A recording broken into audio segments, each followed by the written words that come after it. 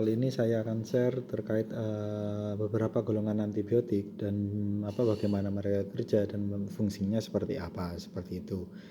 Jadi antibiotik terdiri dari beberapa golongan. Contohnya yang pertama yaitu penisilin. Cara kerja mereka yaitu menghambat pembentukan sintesis dinding sel, seperti itu. Nah, biasanya digunakan untuk infeksi streptokokal, sifilis, kemudian infeksi pendengaran.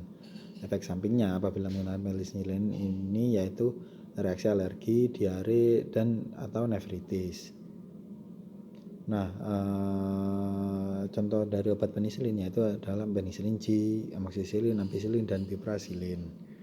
Perhatiannya yaitu sejarahnya apabila digunakan alergi pada penisilin, kemudian disfungsi renal atau ginjal.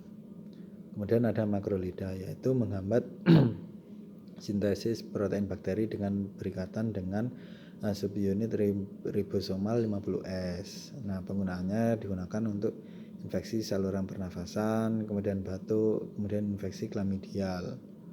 Nah, efek sampingnya yaitu infeksi pada saluran pencernaan, QT prolongation, dan toksisitas liver.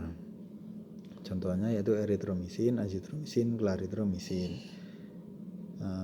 Perhatian yang perlu kita perhatikan yaitu penyakit pada detak jantung, kemudian penggunaan obat secara berkelanjutan seperti itu. Jadi kita perlu perhatian apabila menggunakan makrolida.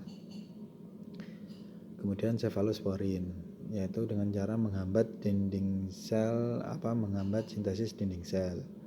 Efek sampingnya apabila reaksi alergi, diare, nefrotoksis seperti itu. Kemudian penggunaannya digunakan untuk infeksi saluran pernafasan, infeksi kulit, atau meningitis. Contohnya cefazolin, cefuroxim, ceftriaxone, cefepime seperti itu. Kemudian ada aminoglikosida yaitu menghambat sintesis protein bakteri dengan berikatan pada subunit ribosomal 30S. Efek sampingnya nefrotoksisitas atau toksisitas.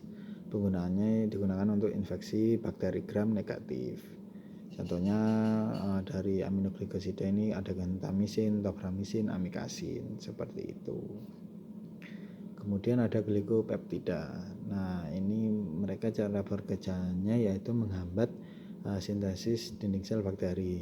Efek sampingnya apabila menggunakan obat-obatan ini yaitu sindrom Redman, nefrotoksisitas atau toksisitas. Contohnya yaitu vancomycin, tiocoplanin. Penggunaannya ini untuk infeksi MRSA, methicillin resistant Staphylococcus aureus. Kemudian Clostridium difficile colitis atau oral vancomycin seperti itu. Kemudian ada tetrasiklin. Nah, ini berikatan sama yaitu menghambat sintesis protein bakteri dengan berikatan pada subunit ribosom 30S.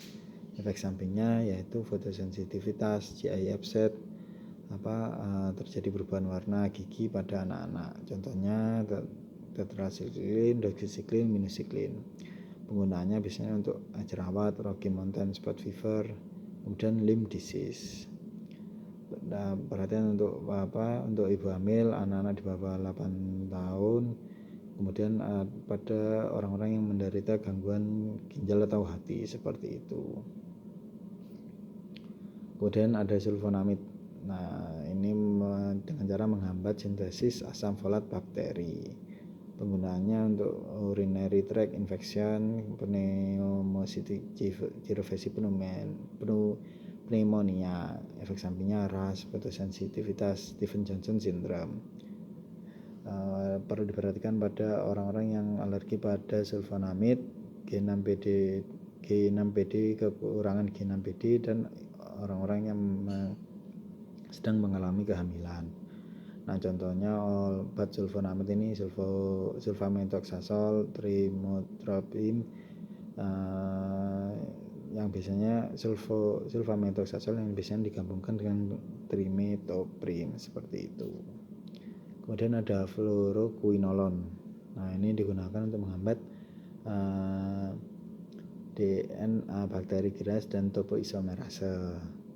Contohnya ciprofloxacin, levofloxacin, dan moxifloxacin. Biasanya digunakan untuk infeksi saluran kemih, infeksi pernafasan, dan diare yang disebabkan bakteri, seperti itu. Oke, itu dulu pembahasan beberapa macam golongan antibiotik, contohnya efek sampingnya dan penggunaannya.